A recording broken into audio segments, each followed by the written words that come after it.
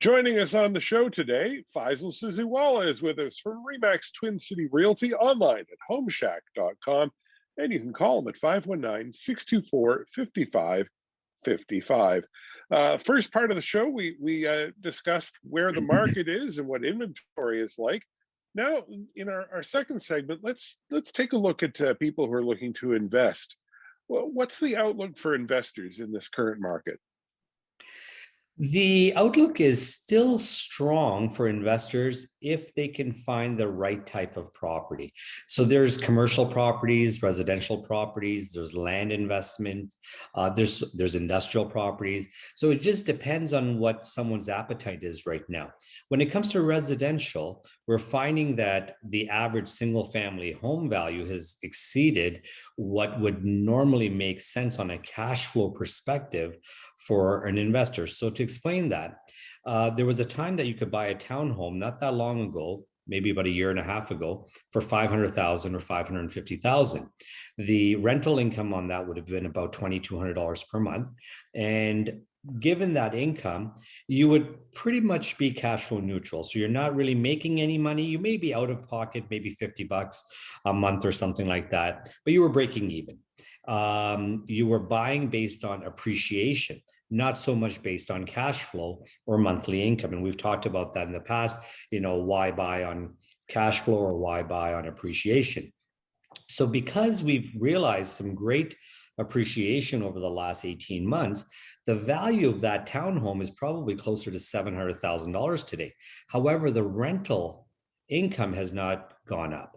The rents are still around that $2,200 to $2,300. So an investor is going to think twice about spending $700,000 on an investment property only to get the same amount they could have, say, when they spent $550,000. So, and we've had that whole happen over the years where rental rates were $1,500 a month on an average townhome, and all of a sudden those rates jumped up as because there was just no inventory of rentals available. Now we're starting to see a little bit more of that come in with the new construction completing and people who had bought homes starting to rent those homes out. So commercial properties and industrial properties are basically sold on a cap rate. So a capitalization rate, it's the return on your full investment. So it was acceptable to get between 5 to 6% cap. Right now, we're seeing that capitalization rate drop to somewhere around 3.5 to 4%, because people just want to be able to park their money into some form of real estate. And again, with the interest rates going down, the cost of carrying has gone down. So it's just making sense for people to start shifting their money into vehicles that will still give them a decent rate of return and still well above what you would get if your money was just sitting in the bank right now. And the last vehicle is land. Now, if you're purchasing land, it's a waiting game. It's banking, basically. You're buying land. You're not earning any income on it, but you're counting on the appreciation. You're counting on development. So you've got to be mindful of the zoning. What does the servicing look like? What is the official plan in the city? And, people will often look 10 years out and say, where will development end up? If I can invest in a piece of land that's going to be developable in 10 years, and I can buy it at a reasonable rate right now, then I'm going to realize some amazing gains over time. So if your client came to you today and said, Faisal, I want to start investing in real estate, where would you tell them to start? What would your advice be? If they can purchase a rental property, and I'm not a big fan of multi-residential type of properties because of the management associated with that. So if you're a passive investor, you like to have one tenant to handle or a few tenants to handle in individual buildings, and you want to have a good exit strategy. If you want to sell the property, you're not looking for another investor. A single family type of residential is good to buy. If you can buy something with an additional unit, where you can rent out the basement or a secondary unit, such as a duplex, but you're not managing multiple tenants within the same roof, then there is some value in that. But you've really got to monitor what the income level is and what price you're paying. And you have to remember that when you want to exit something like that, it's unlikely that a family who wants to move in for their own owner occupancy will purchase something like that. So you're basically becoming a landlord in that type of a building.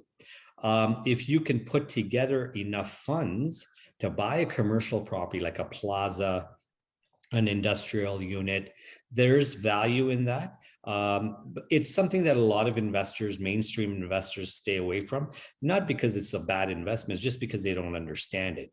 And lastly, if you're going to purchase land, the idea of mortgaging is not possible. You've got to be able to come up with cash. And in those situations, I recommend that people syndicate, get a few people together, get a group together, pool your funds together and buy land in that format. So you're not putting financing on there. And remember, there's no income on land. So you've got to be able to hold that land without wanting your money back very quickly. Other than buying land, are there options for people who don't want to be someone's landlord? How can they invest? It's difficult. I mean, look, buying your first home is a form of investment. So if nothing at all, you should purchase your first home, even if that means you purchase that home and you don't really need to live there. You don't really need that home. You're better to have your money in this vehicle because then you're going to enjoy the appreciation that happens as opposed to sitting on the sidelines, looking at the market saying, oh, I wish I got in 5 years ago. Or, oh, I wish I got in last year. Rent it out, buy it, rent it out. And when you're ready to move in, and I say this to a lot of young people that are, 19, 20, 21 years old, may have some money saved up or have parents or family that can help them, like get into a property, even if it's one property, and have it so that at some point that will become your home, or at least it'll be something you can sell to buy your home. And when it comes to investing in a land purchase, is there anywhere that you're directing people in Ontario? Is there a place that's really hot at the moment? I think you've got to look further west. You've got to look north. So look at areas where, so if you take your sort of compass and do a 1 hour radius from Cambridge or Brampton or Milton or Mississauga, and most people tend to go east or west on the 401. Consider going north or south. So I like locations like Shelburne. It's 45 minutes north of Brampton. That's a great spot. And I predict that that area is going to become very popular in the next 3 to 5 years. We're going to see a lot of development happening there. Areas that are like Tilsonburg area, Woodstock has already enjoyed a lot of gains. Drumbo, there's a lot of development. Plattsville, Ayr, Paris, but we're already seeing those prices have climbed. Brantford, now start going Mount Pleasant Way, Fergus, anywhere that, it's not really a name that you hear a lot, but it's still within a 45-minute to 1 hour commute. Consider those locations because that's where the next shift is going to occur. Welcome back to Ask the Experts. I'm Dave Callender. My guest is Faisal Susiwala, Canada's #1 real estate agent from Remax Twin City Realty. Find out more online at homeshack.com or call 519-624-5555. During the hour, we're talking about what's going on in the market right now, what's topical, and of course, being able to sell your home right now has been getting folks some record returns. Let's talk about advice for sellers. First off, when's the best time to list, Faisal? We've had no real best time to list a home in the last 18 months to 24 months. Pretty much any time has been a great time to sell your home simply because there's lack of inventory. Traditionally, the spring is always the best time to list. So anytime between, right after March break, which would be typically right about now, to the end of June has been a prime time. I remember when I went to school, school ended middle of June. People took holidays mid-June to end of June, and then beginning of July, people would be looking to purchase a home, move in by the end of August, get ready for the September market. But since the school year has shifted to end of June, we're finding people on vacations, pre-COVID, in the first 2 weeks of July. then it's too late to move and make that transition. So our market has advanced into February, March, April, May, June, at the very latest of being the top market. So those of us who were waiting until the summer market are missing out on a large audience. There's always been a little bit of a market in the fall.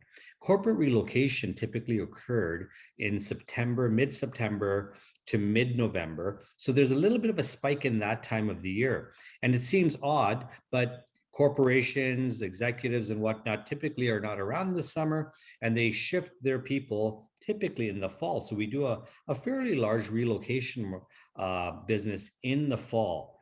Again, because of COVID, we haven't realized a lot of that going on, and again, that may shift again because of that work at home environment. But right now is certainly a great time to be on the market. People are aggressively looking to purchase. And there are some caveats on putting your home on the market, and we can talk about that, which is if you're going to sell, chances are you're going to sell very quickly. I'm advising my sellers not to sell until they purchase a home, until they know where they're going.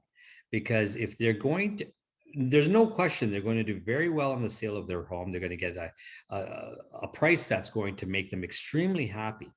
But they're going to be very unhappy when they're going to search for a home and realize that they're up against 8 to 10 buyers, that they're going to have to come in with, 15%, 20% over the asking price.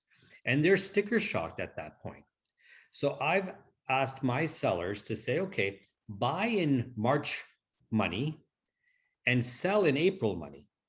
Because if all things remain constant, if we don't see an oversupply, if we don't see interest rate spikes, and if we don't see government regulation putting a stop or a stress test in place, then there's no reason for your home not to sell at the highest possible price, even after.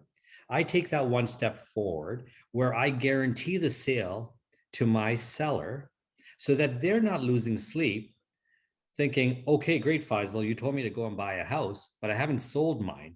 So as an agent, I want to give my seller the confidence that they're not going to be stuck holding two mortgages. They're not going to lose sleep over that. And I've put my money where my mouth is by giving them a signed contract that they will get market value, not below market value for their home, which is the expected sale price that I'm expecting as of right now for their home, even though it has not sold yet, to give them the ability to go and negotiate the best possible deal they can get on the next purchase. That's a really great guarantee, and I know that people will be happy to take advantage of it. But for the most part, people have been able to sell their homes well above asking, haven't they? They have been, and this is why I'm so confident in giving these guarantees. Now, I've been giving those guarantees for the last 10 years, even when the market wasn't strong. But if I'm going to say to someone, a prospective buyer, that don't worry about it, I better have some skin in the game. And that's why I put these guarantees in the right. In the last 24 months, I haven't had to pay out on one guarantee. And I've sold over 400 homes just last year. I never had to buy one of them. Okay, well, that's a pretty good track record. When you're selling your home, that traditionally has been a time for people to consider doing improvements. It's like, oh, I'll redo the bathroom, or I'll put in a new kitchen, I'll get more money. But when you actually look at the wisdom of it, what are the best improvements to make before selling? Kitchens and bathrooms have always been the best improvements to make because it's just sort of the heart of the home. People resonate towards those items. Everything else, like you can paint, you can change flooring, but if the kitchen looks great and the bathroom looks great, it's going to really help sell the house. The shift has occurred in the last 24 months where it doesn't matter. As long as the house isn't falling apart, it's going to sell and it's going to get top dollar no matter what. This is a unique situation, and that's only because there's a lack of supply. When there's a lot of homes on the market, your home has to have something that differentiates it between another. I used to joke in the past that if you can't sell your home, put a swimming pool in it. There were times, David, where People would not buy a home because it had a swimming pool. And I used to get quotes from contractors 25 years ago to fill in those pools because nobody wanted a pool because everybody had a cottage. They were away for the summer. The pool was a pain for them to take care of. Today, as cottage country's gotten expensive, people have looked to their yards to be their resort. With COVID being stuck at home, if you had a pool, that was a huge benefit. And homes with swimming pools are getting high premiums. So, if you've got the ability to spend, say, $50,000 or $75,000, I can assure you that your rate of return on a swimming pool is going to be extremely high.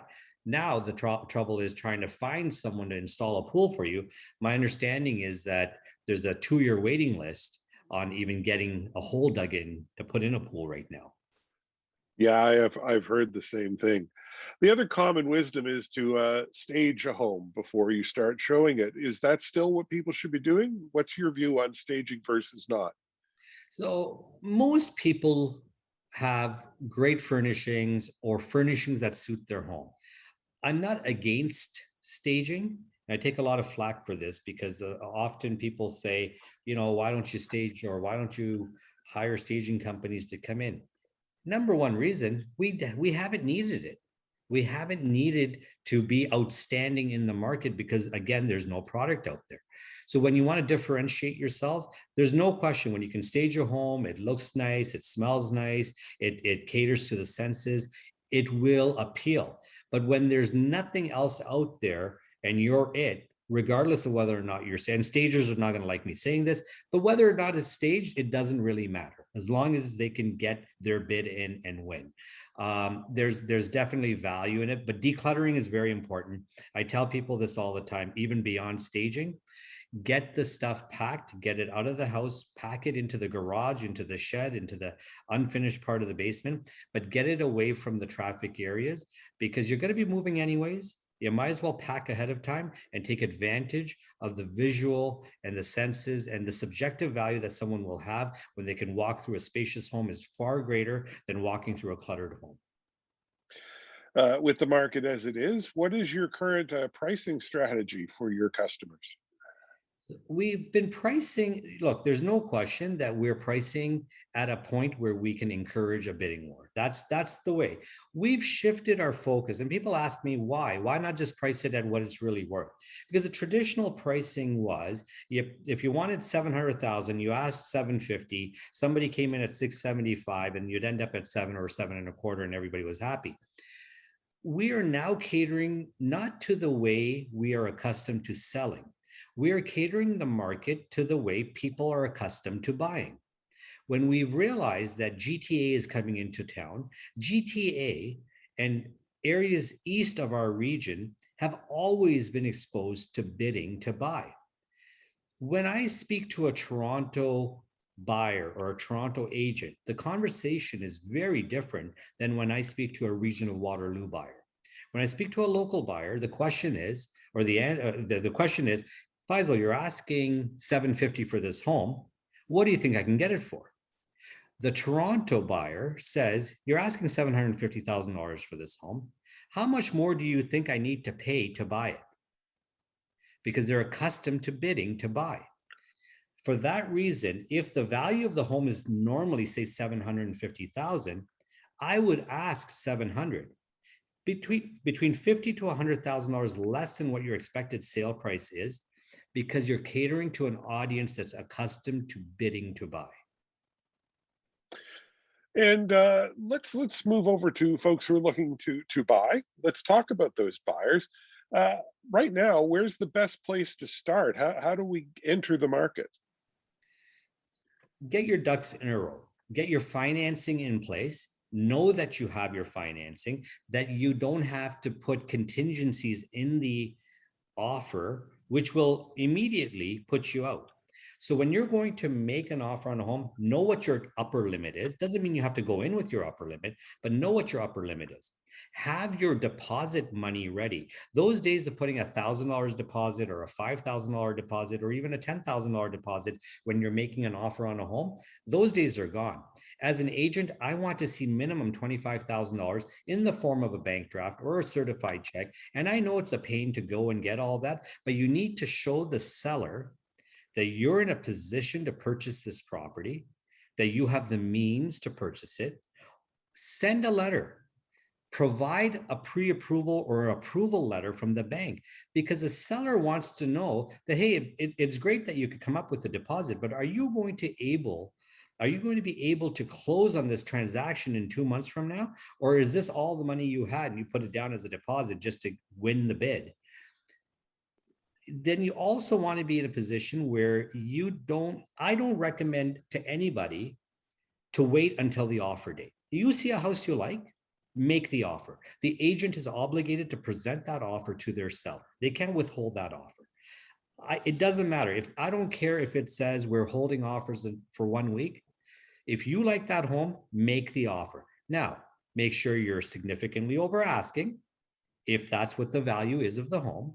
Make sure you have no conditions.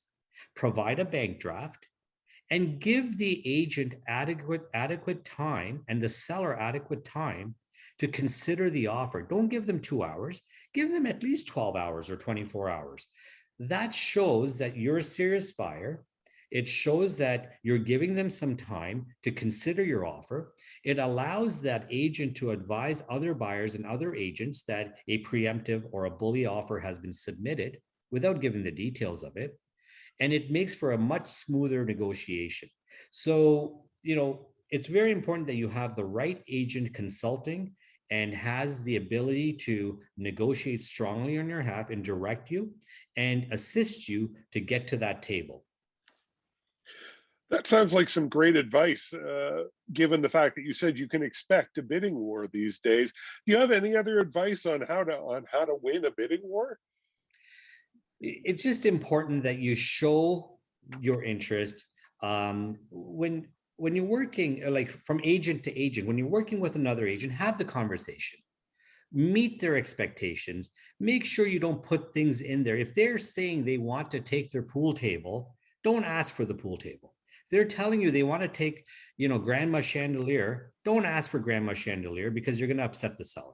So make sure you really familiarize yourself with what the wants are of the seller. Unfortunately, as a buyer, you're at the mercy of the seller making the decision. I also advise buyers and buyers' agents to say to the seller or seller's agent, more importantly, that before you accept an offer, at least give us an opportunity to improve our offer. If for any reason what you see on our offer is not acceptable, doesn't necessarily mean just price. It could be terms, it could be closing date, it could be something about the structure of that offer that you can improve to get and all you need to do is say, give me 15 minutes. That way, you don't lose the other 5 or 6 offers that are on the table. But as an agent, as a listing agent, when a buyer's broker has said to me, Faisal, before you accept an offer, just give me 15 minutes to talk to my buyers to see if they'll come up more, if they'll improve their terms, if they'll remove conditions, because sometimes that's the one little thing that will put them out in the upfront. And finally, quickly, Faisal, before we have to go to break, where should we be looking for the best values? Where can we find them? Look for the best value where you see an abundance of inventory. So right now, as I mentioned earlier on the show, there's 115 active townhomes for sale. If I was a buyer, forget everything else, go and buy a townhome. Chances are that you're going to be able to buy that townhome for relatively close to what the asking price is and not have to bid $50,000, $100,000, $150,000 over, because there's 115 sellers out there looking to sell their townhomes. Now, if you go to look at a home that's $899, for example, there's not that many homes for sale in that price point. Chances are you're going to pay above $1 million for that home, and you're going to be up against 15 or 16 other buyers that are trying to bid for that house. Thanks for joining us on Ask the Experts. My guest is Faisal Susiwala of Remax Twin City Realty, online at homeshack.com, and you can call 519-624-5555. Just before the break, we were talking about what buyers should be doing when it comes to a bidding war, how to win. Faisal, how should a seller handle a bidding war? So I take a lot of heat on this because I'm blamed for inflating values and getting $300,000 over asking, and I understand from a buyer's perspective that can be very frustrating. That they offered 150,000 over asking and the house sells for $300,000 over asking. But if you're a seller and you're hiring a realtor to sell your home, you want to make sure that that agent has the negotiation skills to get the highest possible price for your home. That's what you're hiring me for, is to get you the highest price. And in order to do that, so much money can be left on the table at the time of negotiation when those offers come in. Let's say there's 5 offers on the table, and we'll use a home that's priced at $700,000. So the first offer comes in at 7, the second offer comes in at 750, the third offer comes in at 725, and the last offer comes in at 775. So of course, typically you look at the 4 or 5 offers and say, okay, this is the one. 750 may have no conditions, but 775 has conditions in it.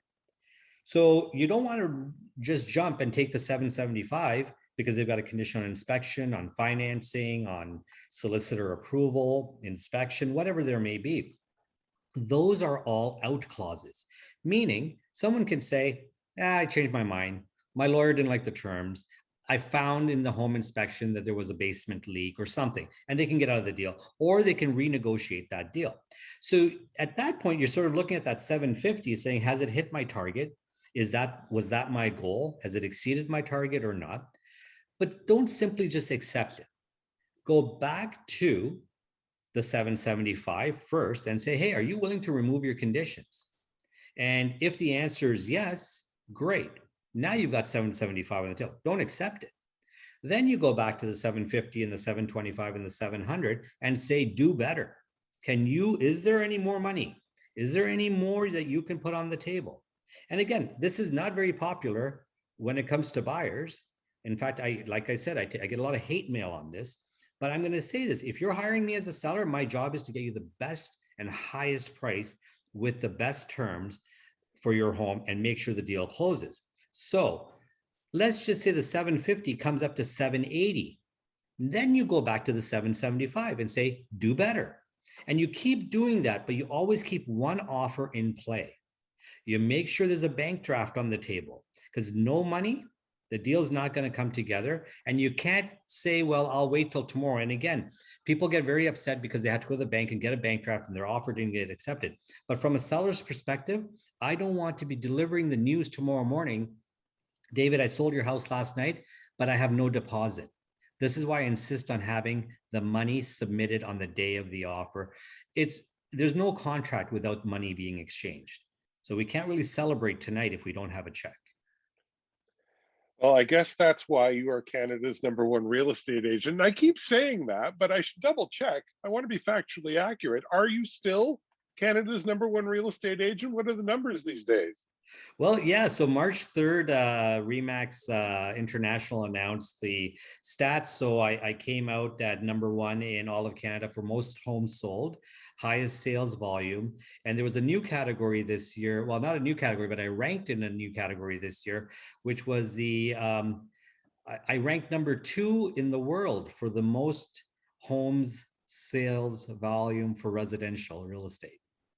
Wow. Yeah. That's seriously impressive. We have to find out who #1 is and get rid of him. But Yeah. Some guy in California, apparently. oh well, that is incredibly impressive. And the fact that you are an author now can't hurt either. Let's take the last couple of minutes of the show and talk a bit more about the book, which of course is called The Real Deal. I You, have you a have a plug copy here of it, for it. Here we go. and you can get that on Amazon.ca. If someone purchases the book, what are they going to be able to learn from it? It's a journal basically of my life, and then there's some strategies, there's some inspiration, there's some systems. So there's tips for investors in there.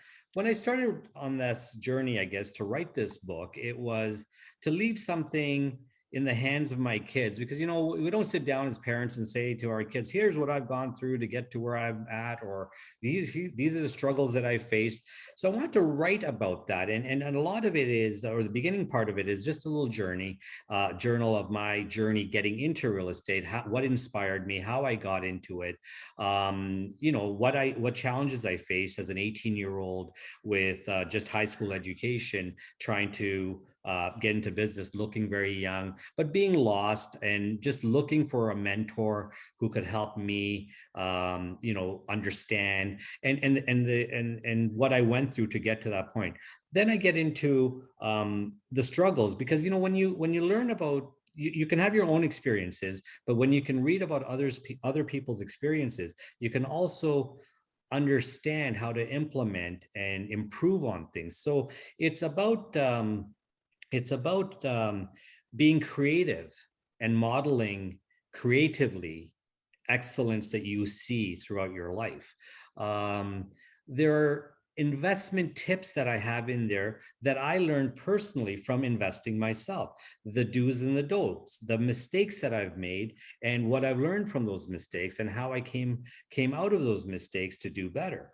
Then I have an entire section called the Susiwala system, which talks about, and it's very relevant for realtors who are looking to grow their business without having to have a massive team to manage, and what to do and how to create networks and how to create systems within their brokerage to thrive and help others grow as well. So it's just a compilation of everything that I've done. It's basically a tell-all. I haven't left anything out. So if anybody wants to know my secrets, it's all in there. All right. And you can pick it up at amazon.ca. And thanks again for being with us on the show. Thank you very much for having me, David. If you'd like to learn more about Faisal, grab the book or call him at 519-624-5555. Or, of course, you can go to Faisal's website, which is at homeshack.com. Faisal Susiwala, my guest today. Join us again next Saturday for more of Ask the Experts right here on 570 News.